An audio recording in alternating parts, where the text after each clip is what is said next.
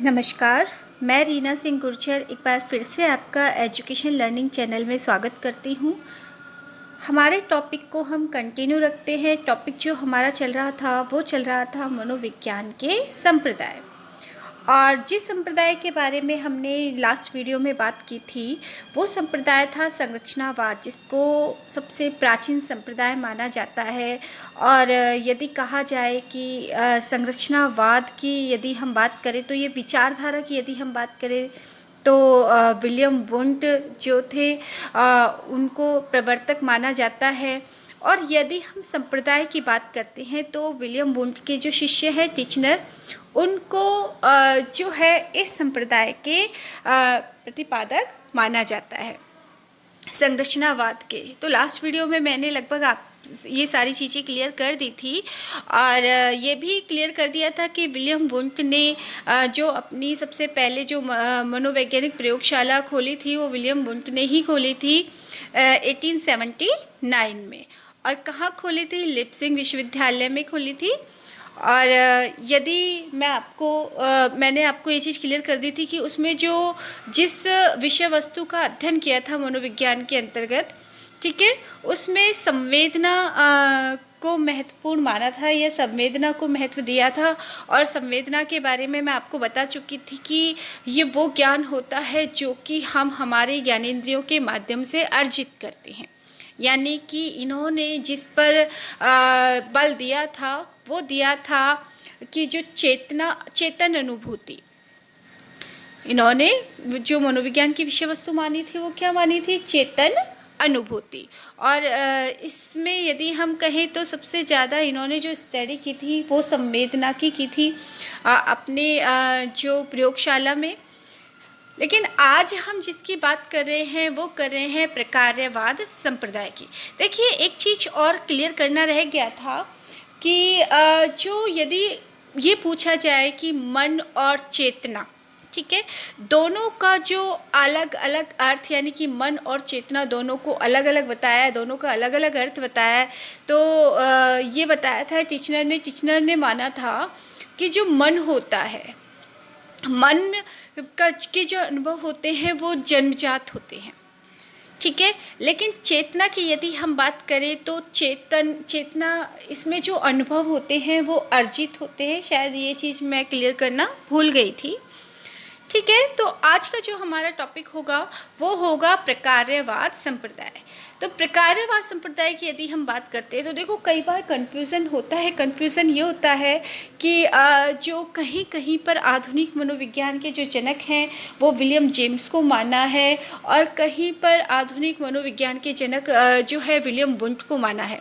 लेकिन यदि जो कहा जाता है कि जो जिस चीज़ को क्लियर किया है वो ये किया है कि जो आधुनिक मनोविज्ञान के जनक हैं वो विलियम वुंट को ही माना जाए।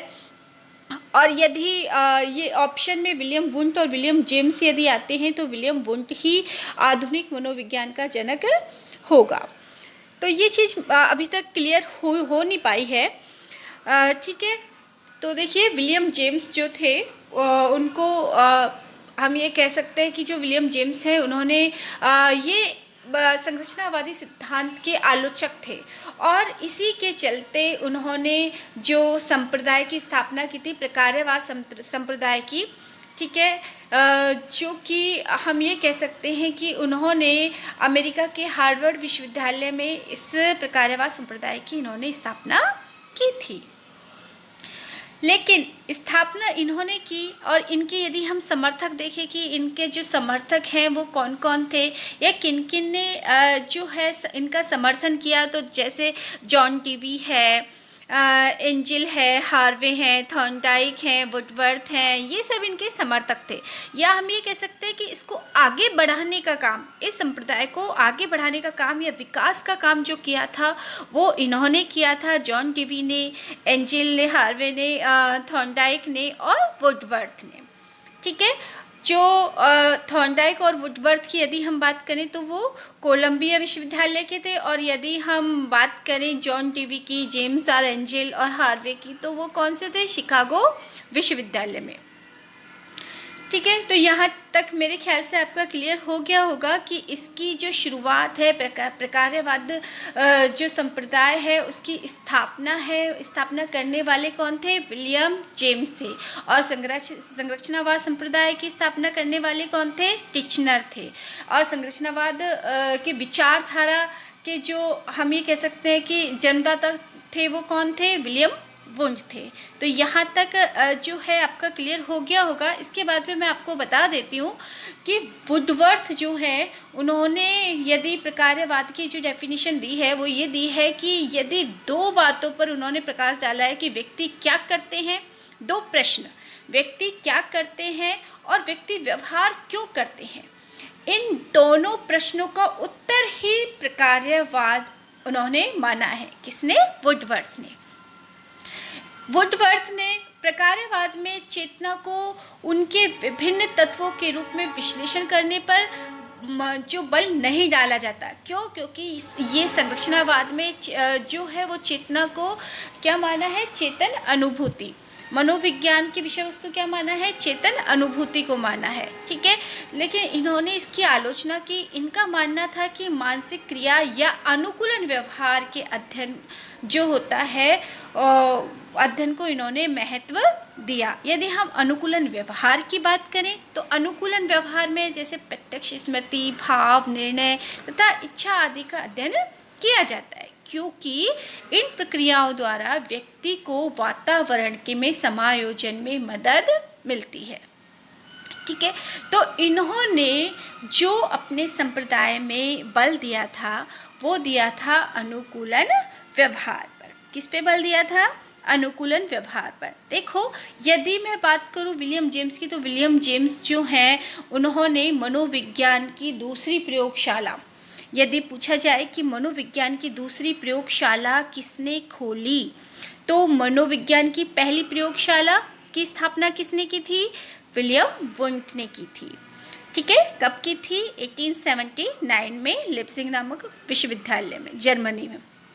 और लेकिन यदि हम बात करें दूसरी प्रयोगशाला की, तो मनोविज्ञान की दूसरी प्रयोगशाला की स्थापना करने वाले थे विलियम जेम्स। और उन्होंने इस प्रयोगशाला की स्थापना की थी 1895 में, 1895 में विलियम जेम्स ने इसकी स्थापना की थी।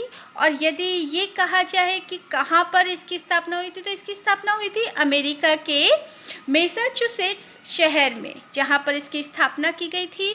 और जिस तरह से मैंने आपको पहले बताया था कि विलियम वुंट ने जो की प्रयोगशाला में जो अध्ययन का केंद्र बनाया गया था उसको बनाया गया था संवेदना को।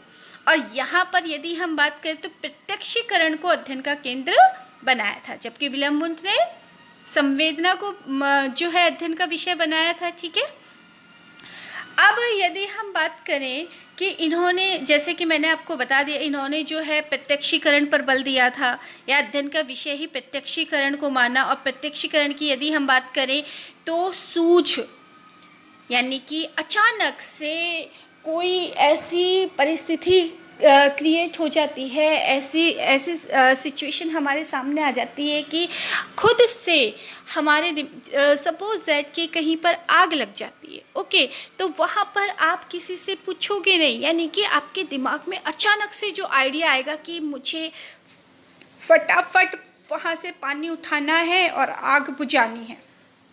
ठीक है, तो सूझ दिमाग में जो आता है वो क्या है? वो ज्ञान है। और उस ज्ञान से जैसे जो समस्या पैदा हुई थी उस समस्या का क्या किया जाता है? समाधान किया जाता है। जैसे समस्या क्या उत्पन्न हुई थी? समस्या उत्पन्न होती कि सपोज दैट आग लग गई है। ओके, और आग को देख करके एकदम से आपके दिमाग में एक आइडिया आता है, एक विचार आता है कि आपको किस तरह से खुद से आपके मन में उस समस्या को समाधान करने के लिए आप खुद से प्रेरित होते हैं उस आग को देख करके कि आप पानी, कहीं भी पानी, जैसे आपको यदि पानी दिखाई दे रहा है तो आप पानी को उठाओगे और उस पर डाल दोगे। ठीक है, और इससे क्या होता है? इससे समस्या का क्या किया जाता है? समाधान किया जाता है। ठीक है, और जबकि जो विलियम वुंट ने जो प्रयोग किया था, या हम ये बताएं जो विलियम वुंट ने जो प्रयोगशाला में जिसका अध्ययन किया था संवेदना का, तो उसमें उन्होंने जो मेन चीज़ मानी थी वो मानी थी ज्ञानेंद्रियाँ। ठीक है, ज्ञानेंद्रियों से जो अनुभूति होती है, ठीक है, ज्ञानेंद्रियों से जो अनुभूति होती है उनको उन्होंने क्या माना, संवेदना माना। जैसे कि ज्ञानेंद्रियों में जैसे त्वचा है, आँख है, नाक है, कान है, जीभ है, इनसे जैसे जो भी हम फील करते हैं, ठीक है, और जो अनुभव लेते हैं वो क्या कहलाती है, संवेदना कहलाती है। ठीक है, यहाँ तक आपका क्लियर हो गया था कि जो संरचनावाद में मैंने आपको ये चीज़ क्लियर कर दी थी। तो मेरे ख्याल से यहाँ तक आपके समझ में आ गया होगा कि जो प्रकार्यवाद है वो दो बातों पर बल देता है कि व्यक्ति क्या करते हैं, दो प्रश्नों के हल पर बल देता है, व्यक्ति क्या करते हैं और व्यक्ति क्यों व्यवहार करते हैं। और अगर वुडवर्थ ने क्या माना, वुडवर्थ ने माना था कि व्यक्ति क्या करते हैं और व्यक्ति क्यों व्यवहार करते हैं, यदि ये प्रश्नों का उत्तर ही क्या कहलाता है, प्रकार्यवाद कहलाता है। ठीक है, तो ये चीज़ आपके क्लियर हो गई होगी कि मनोविज्ञान की दूसरी प्रयोगशाला विलियम जेम्स ने खोली थी। कब खोली थी, 1895 में अमेरिका के मैसाचुसेट्स शहर में उन्होंने प्रथम प्रयोगशाला की स्थापना की, और जिसमें उन्होंने किस पर अध्ययन किया था, प्रत्यक्षीकरण पर उन्होंने अध्ययन। तो अब हम बात करते हैं प्रकार्यवाद का शिक्षा में योगदान। देखिए, यदि हम शिक्षा में योगदान की बात करें, सबसे मेन चीज़ होती है वो है अनुकूलन।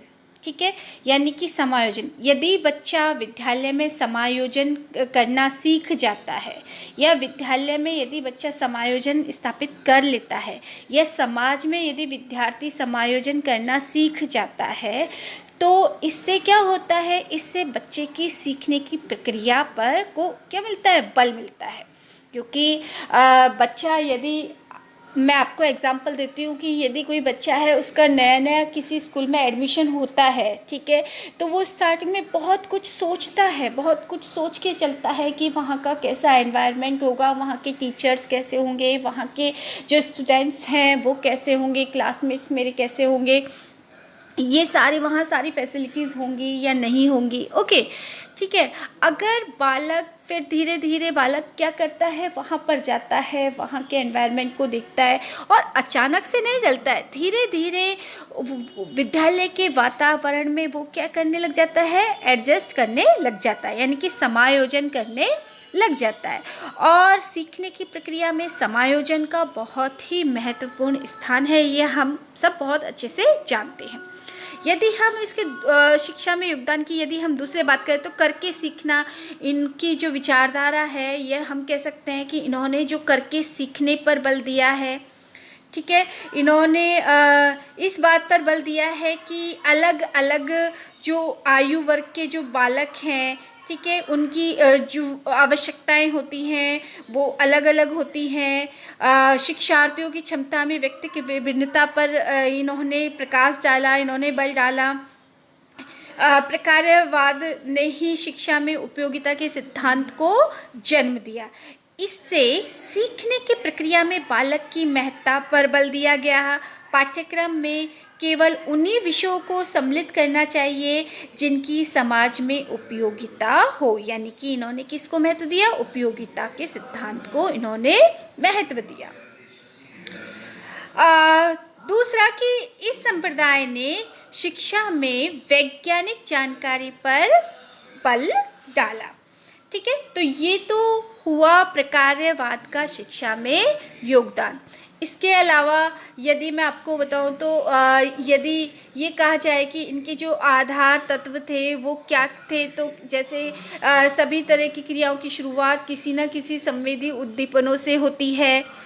संवेदी उद्दीपन जो द्वारा व्यक्ति से प्रेरणा ही प्रभावित नहीं होती है, उनका व्यवहार भी प्रभावित होता है। क्योंकि थॉर्नडाइक की यदि मैं बात करूं, तो थॉर्नडाइक जो है उन्होंने उद्दीपन अनुक्रिया के सिद्धांत पर बल दिया था। किसने, थॉर्नडाइक ने। थॉर्नडाइक का क्या मानना था, थॉर्नडाइक का मानना था कि उद्दीपक के द्वारा प्रेरित होकर के बालक क्या करता है, अनुक्रिया करता है। ठीक है, इनका मानना था कि व्यवहार एक सतत एवं संगठित प्रक्रिया है, यानी कि निरंतर चलने वाली प्रक्रिया है। इसके द्वारा उद्दीपन परिस्थितियों में परिमार्जन किया जाता है। और यदि शिक्षा मनोविज्ञान के क्षेत्र की हम बात करते हैं, शिक्षा मनोविज्ञान के क्षेत्र में थॉर्नडाइक का सबसे महत्वपूर्ण योगदान रहा। उन्होंने, क्योंकि उद्दीपन अनुक्रिया के सिद्धांत इन्होंने दिया था, जिसको हम संबंधवाद का सिद्धांत भी बोलते हैं। इन्होंने उद्दीपक और अनुक्रिया दोनों में जो है संबंध स्थापित करके सीखने की प्रक्रिया पर इन्होंने बल दिया, इसीलिए इसको क्या कहा जाता है, इसको संबंधवाद का सिद्धांत भी। तो ये था प्रकार्यवाद का शिक्षा में योगदान। तो प्रकार्यवाद सिद्धांत जो संप्रदाय है वो आपके क्लियर हो गया होगा। और